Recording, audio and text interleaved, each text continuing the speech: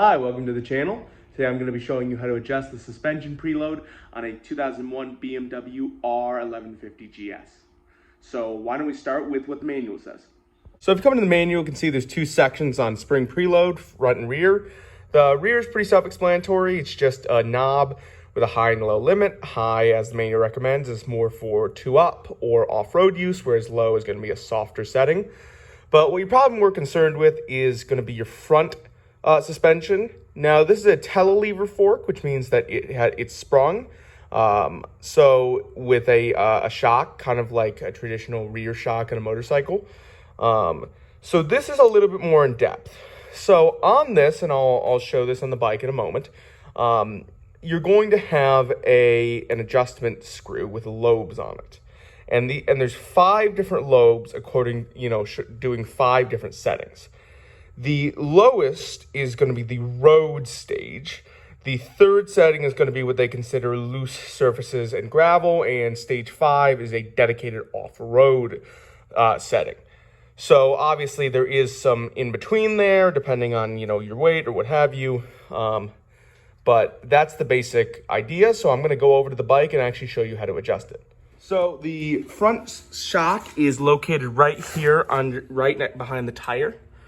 Right there. And the actual thing you need to use to adjust it is these teeth right here.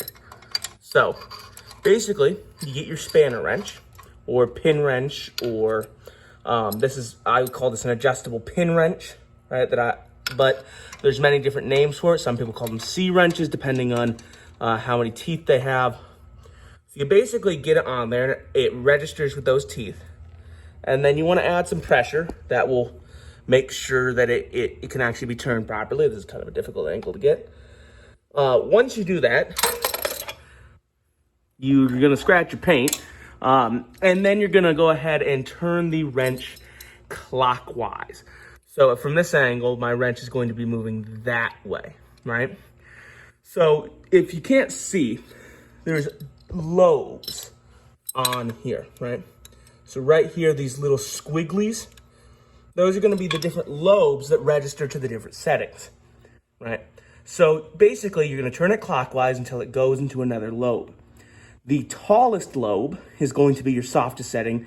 The lowest lobe is going to be your hardest setting. So I just want to give a little more information on this tool so that people know what it's called and what you should look for to buy. This is what is known, I would call it a pin wrench. If it just has one tooth and it's not adjustable, some people will call it a C-spanner. I've heard that term before. It goes by a couple of names depending on where you're from, but basically the idea is the same. It's got one pin and then a curved body, right? So this one was actually one meant for bicycles that originally had a circular pin that I ground down to flat so that it was a little bit better for doing that kind of nut. But basically, if I were you, I would buy either a big set of these or an adjustable one like this, and you should be good. Make sure it has flat pins though, not circular. If you get one with circular pins, a circular pin, you're gonna have a headache.